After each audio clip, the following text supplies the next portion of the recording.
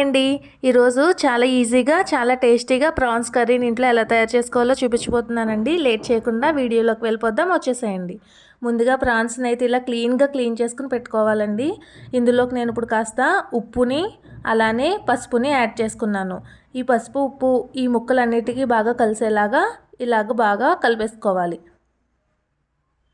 ఇదంతా ఇలాగా ముక్కలకు పట్టేసిన తర్వాత స్టవ్ ఆన్ చేసుకుని మీడియం ఫ్లేమ్లో పెట్టుకుని అలా ఒక 10 నిమిషాలు ఉంచామంటే రొయ్యల నుంచి వాటర్ బయటకు వస్తుందండి. మనం వాటర్ ఏమీ ఎక్స్ట్రాగా యాడ్ చేయనవసరం లేదు.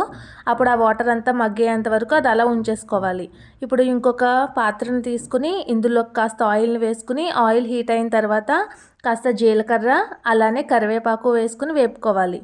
ఇప్పుడు కాస్త ఉల్లిపాయలు వేసుకున్నాను. ఇది కూడా మనకి రెడ్ కలర్ వచ్చేంత వరకు బాగా వేపుకోవాలి. ఇప్పుడు నేను కాస్త సాల్ట్ని కూడా యాడ్ చేసుకున్నానండి. మనకి ఉల్లిపాయలు అనేవి త్వరగా మగ్గిపోతాయి.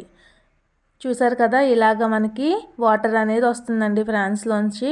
సో ఈ వాటర్ అయ్యేంత వరకు ఈ ముక్కలన్నిటిని ఇలా బాగా మగ్గేంత వరకు ఉంచేసుకోండి. ఇప్పుడు ఉల్లిపాయలు ఇలా వేగిన తర్వాత ఇందులో కాస్త పచ్చిమిర్చిని కూడా యాడ్ చేసుకున్నాను. అలానే 1 టేబుల్ స్పూన్ జింజర్ గార్లిక్ పేస్ట్ని కూడా యాడ్ చేసుకున్నాను. ఈ కర్రీలోకి మనకి మసాలా ఏమీ అవసరం లేదండి.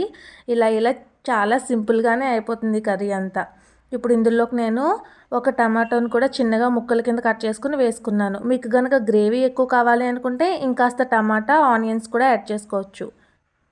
చూసారు కదా, ఇలా టమాటో అల్లం వెల్లుల్లి పేస్ట్ ఇవన్నీ బాగా మగ్గిపోయిన తర్వాత 1 టేబుల్ స్పూన్ నేను జీలకర్ర పొడిని, 1 టేబుల్ స్పూన్ కారం, ఇంకా 1 టేబుల్ స్పూన్ కొరియాండర్ పౌడర్ని వేసుకున్నానండి.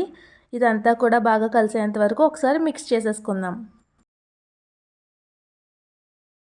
ఇప్పుడు ఇందులోకి మనం మగ్గించి పెట్టుకున్న ఈ రొయ్యలను కూడా యాడ్ చేసుకోవాలి. ఇప్పుడు ఈ మసాలా ఇదంతా కూడా దీనికి బాగా పట్టేంత వరకు కలుపుకోవాలి. మీరు ఎక్కువగా గరిటెతో తిప్పేస్తే అది మళ్ళీ ముక్కలు కింద అయిపోతుందండి.